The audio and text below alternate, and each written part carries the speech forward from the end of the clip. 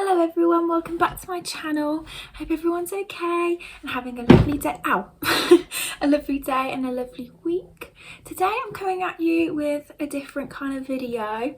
I thought I'd talk about my experience on roaccutane and kind of what that entailed and all of that jazz, because I feel like when I was going to go on it, which I've been off it for about 1.5 years now, so it's been quite a while, but I thought I'd still do this video in case anyone is thinking about going on roaccutane, wants to kind of know the ins and outs of it from like an actual person rather than just reading about it on the NHS website. If you're just struggling with your skin and kind of want to see what your options are, I thought this might be some kind of help to some people. So yeah, I thought I'd come to you with no makeup on to actually kind of show you what it's like. It's just going to be a little chill video. Get yourself a cuppa and learn all about roaccutane. So I've got my notes because I am professional and I've got the memory of a goldfish, so I wouldn't be able to do it without this. So firstly, roaccutane. If you don't know what roaccutane is, roaccutane, accutane, that's the brand name for isotretinoin, which is like the scientific name. I don't know, like the official name is isotretinoin. And so roaccutane is kind of the last resort to go on if you're struggling with your skin, because it has such harsh side effects and it's just so harsh on the body. So you have to get, I'm going to call it roaccutane because that's what I knew it as whilst I was on it. You have to get that prescribed by a doctor. I got mine prescribed by, I guess actually a dermatologist. Yeah, I had a dermatologist because luckily at my doctor's there was a dermatologist that came in every week, so I would see her. But you have to get it prescribed to you. To be all scientific and tell you what it actually does, it is an anti-inflammatory drug that attacks the sebaceous glands. So that's kind of where all of like the oil is created on your face, and kind of reduces that oil production. And then it also helps reduce the number of bacteria on the skin. So with those two combined, then hopefully that would decrease the amount of acne flare-ups that you would have. So, you know, that sounds like a miracle drug. Oh my god, get me on it right now. No. It is really, really severe on you and really not good. I always say it is kind of like me going on roaccutane was the best and worst thing that I could ever do, but I'll get more into the side effects in a bit. I'm first going to tell you about my skin journey. I hate the word journey. Doesn't journey just remind you of like you're on X Factor, where they're like, oh my journey, shut up. Anyway, I'll just tell you the ins and outs of kind of my skin journey and how my skin was and where I'm at now. I'll give you like dates and everything. And I'll probably pop up photos as I'm talking about my skin. I was going through my camera roll yesterday and I realised I don't have that many photos of what my skin was like when it was its worst, because I didn't want to take photos of it. Like I've got ones that I took whilst I was on roaccutane and kind of you can see the progression of that, but not when it was its worst at worst, because I don't want to, and the only photos that I have got makeup on. My skin was fine for quite a while, and then I think when I was about 14-15 years old I started to break out, but at the time I think I just put it down to puberty and just hormonal breakouts, and also like it had run in my family. So my dad, I'm pretty sure when he was younger, had quite bad skin, quite oily skin, which he has passed on to me. Love that from him. But then my brother and sister, who are both older, also had problems with their skin about that age. So I think everyone in my family, we just thought, oh, like I'm gonna grow out of it, it's not a problem. And at the time all my friends literally had perfect clear skin, so it felt to me 10 times worse because I'd look at my friend's skin and be like, why don't I look like that? but yeah, it wasn't anything major. It was just like normal breakouts kind of. As well as that, I had acne on my back knee. I had that for a while, but then that just went, like I just grew out of it. So I think I just thought, oh, the skin like on my face is, I'm just going to grow out of that acne as well, because it's just gone from my back. So I thought, I didn't really think anything of it. And then when I got to about 16, oh, I'm 20 but not now, if anyone's wondering. So when I got to about 16, it started to kind of break out a lot more. I would scar a lot from any spots, because I was a picker. I hold my hands up. I would pick my skin, I would gouge it out, and I know that is literally the worst thing you can ever do. So if you ever think, like, the thing is, I can tell you, don't pick your skin, don't squeeze that spot, but I know that if you are going to do it, you are going to do it, because I still do it to this day. And it's bad. Don't do it. Please don't do it.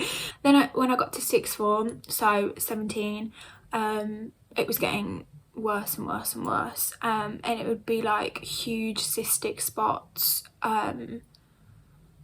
right, like I remember having one smack bang on my forehead, and that was there for week, 2 weeks, just kind of chilling there, just like under the skin, like the spots that would have their own pulse. Like I would sit there in a lesson and I could just feel it like boom boom boom on my face. And I remember there was times I was like, you know, just rest my face on my hand and knock a spot, and it would literally like bring a tear to my eye because it would hurt so bad. So that was just not enjoyable. But then the last half of 2017, it was good.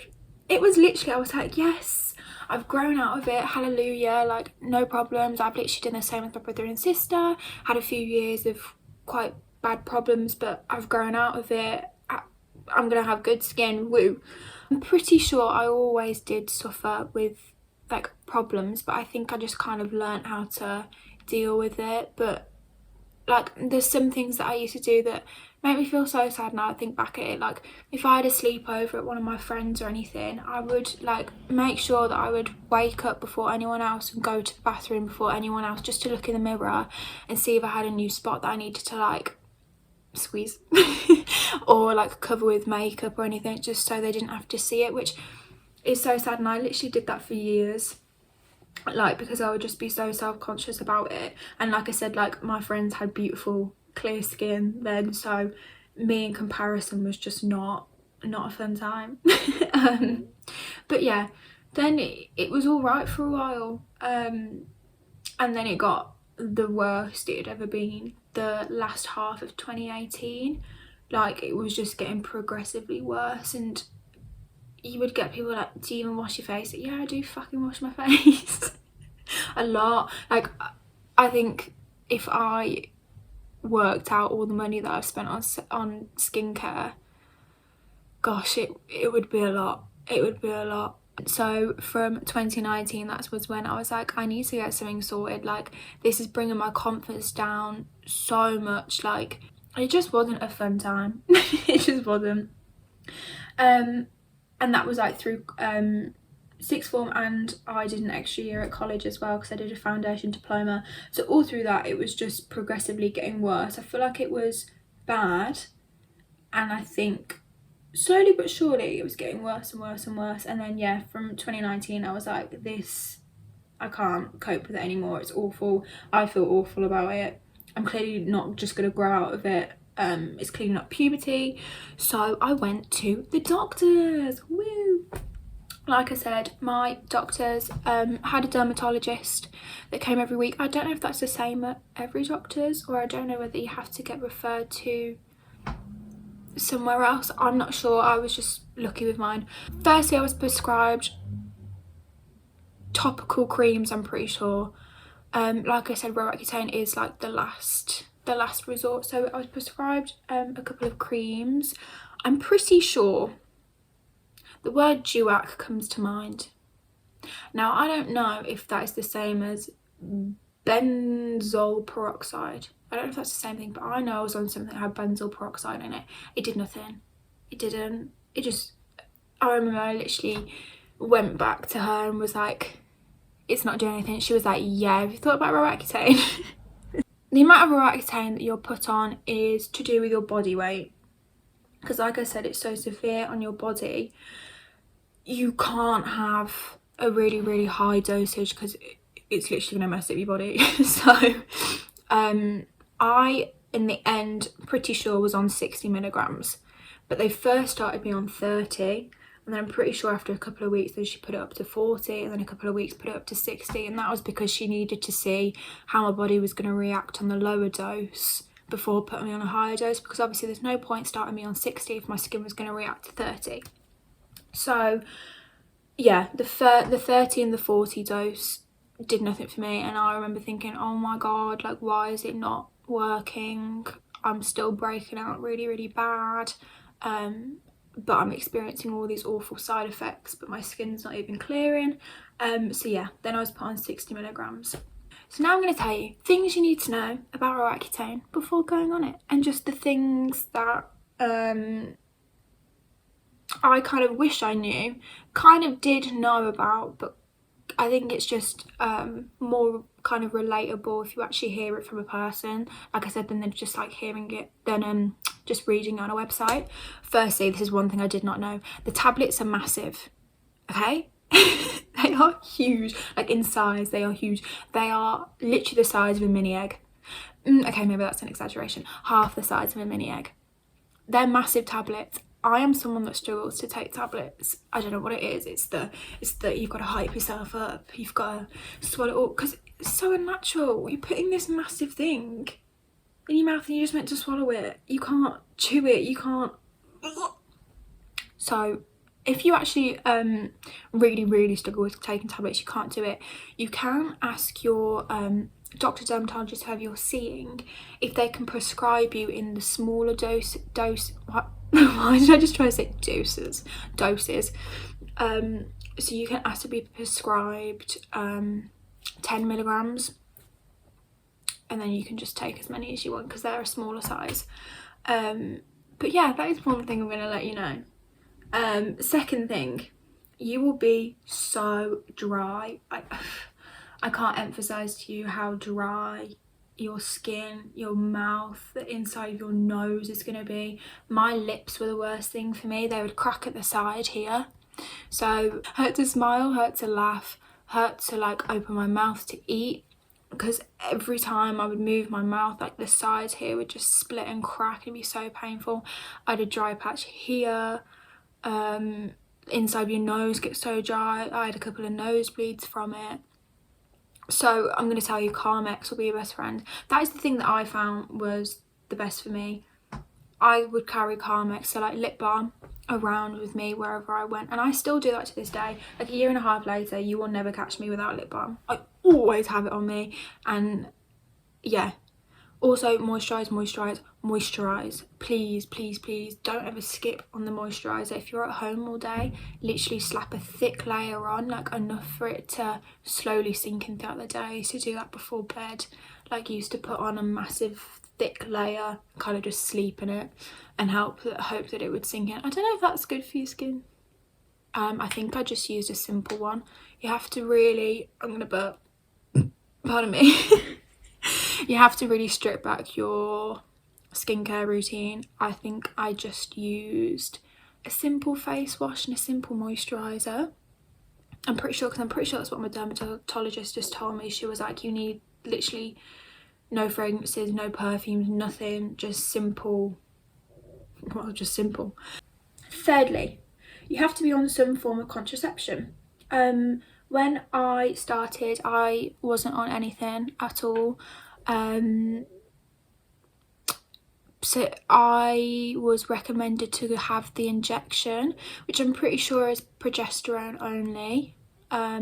So the injection, you get it at the top of your bum cheek every 3 months, and then like you're protected for the rest of the 3 months. Personally, I just found that easier than taking a pill every day, but obviously because we're in lockdown now, I had to switch to the pill so I'm on the mini pill, which is progesterone only, because I can't go to the doctors and get my injection. Fourth, we on fourth? Yeah. Major mood problems. This is probably, I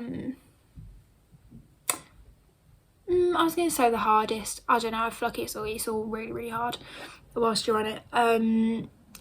For me, my mood was greatly affected by roaccutane. It really, really brought me down. And I'm pretty sure that's quite a common side effect. Like, a lot of people say that it really brings your mood down and you get quite sad. I was sad a lot of the time. I would cry probably every day because it just messes with your body, and especially when you're taking this awful drug and you don't see any improvements with your skin, it does bring you down. But I just kept telling myself, like, only a few more months and I'm not going to feel this way anymore, like only a few more months and I'll be fine. So yeah, fifth thing, you have to have monthly blood tests and pregnancy tests. So the way I would have it, the week before my doctor's monthly dermatologist appointment, I would have a blood test because they have to check pretty much all like the functions in your body. I'm pretty sure it's mainly your liver function. Also, I would have a monthly pregnancy test every time I'd have my dermatologist appointment, because if you get pregnant whilst you take roaccutane, it can really harm the baby. So they have to make sure that you don't get pregnant whilst you're on it. Yeah, that part was fine for me. I didn't find that an issue. Fifth thing, you're not supposed to drink alcohol. Now, telling that to an 18-year-old, I was like, what? But I did. I drank, but in consideration, if you think about it. I googled it earlier and it said basically it's recommending you don't, but you can drink the average amount for you and your body weight. So I'm not sure how many like units that is or whatever, but I was fine. But obviously please be cautious about that. I'm not telling you, oh, you can go drink, it's fine, because everyone's body is completely different. And like I remember there was a couple of times where I'd like drank a day or 2 days before my blood test, and my dermatologist like knew that I'd been drinking because she said that it changed my liver function. Like I obviously don't know what the test said, but she knew. So just be cautious with that one. Like if you basically just don't do it a lot. Sixth thing, it's going to take time. It's not this miracle drug that 2 days after you take it you are gonna have beautiful clear skin. I wish that was the way, but it's not. But it's only a few months of your life. I was on it for 6 months. It's going to take time. It's not going to instantly clear up, and I know that's awful because you're suffering all these awful side effects and you just want it to be over. But you've just got to think like 2 more months will be fine, 1 more month will be fine, 3 more weeks, whatever, and it will be fine. And then in turn as well, your skin's also not going to go to shit the second that you're off it. I personally didn't feel this, but I know that a lot of people really worry about the second that they're off roaccutane, their skin is going to really flare up and get really bad again. I think because I had such a horrible experience on it that I was just excited to get off it, to be honest, and I was so happy to get off it and not be this shriveled raisin that couldn't open their mouth and would have nosebleeds at any opportunity whilst crying at the same time. So I was happy to get off it, to be honest. But yeah, your skin's not going to go awful. However, for me, clear skin doesn't last forever. I recently have been having, I've got hair attached to me. Recently I've been having a few breakouts. My skin's actually looking alright. I had quite a few breakouts here. My cheeks are still pretty scarred. I think I might have to go back on roaccutane, which is sad. However, I don't know this for a fact, I don't know, but at the minute I can't go see my dermatologist. I'm back at uni for one, For 2, the doctor's shut. I can't go see her. She's not gonna be able to see my skin properly on a video call.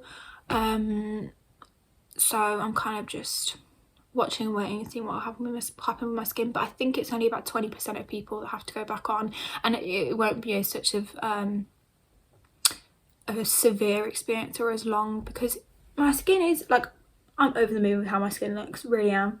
But the mornings that I wake up and I'm like, why am I spotty when I went through such hell? But yeah, this is my skin a year and a half later. I'm pretty sure I stopped taking it in September 2019. So I'm pretty sure I started March 2019, finished September 2019, and for months afterwards my skin was beautiful, not even gonna lie. It was really, really, really clear, and it was really nice. I would go places without makeup on. I just didn't feel so like self-conscious about it all the time. I would happily go sleep over at friends' houses. It's 1,000 times better than what it ever was, and you can probably see that through the photos as well, that hopefully I've shown throughout. But yeah, like I said, this video is just for anyone who's thinking about it. I want you to be well prepared with what you're gonna have to experience, because I don't want to sugarcoat it and tell you that it's fine. Like I said, best thing that I've done, worst experience that I had.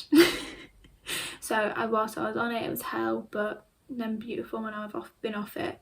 And yeah, it's been all worth it in the end, I guess. I hope you all have a lovely week. Love yourself. If you're struggling with your skin, it will get better. And also, one thing I want to say, that I shouldn't touch my face. Don't touch your face. If you are really self-conscious about your skin and have all these horrible thoughts about it, just think, no one else sees it like that. Like, you probably think of yourself as this like massive spot, but no one else sees you like that. Do whatever's best for you.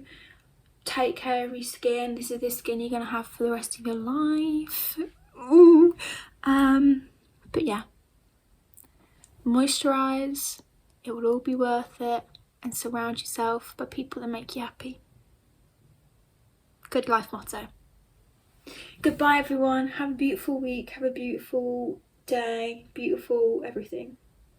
I love you. Goodbye.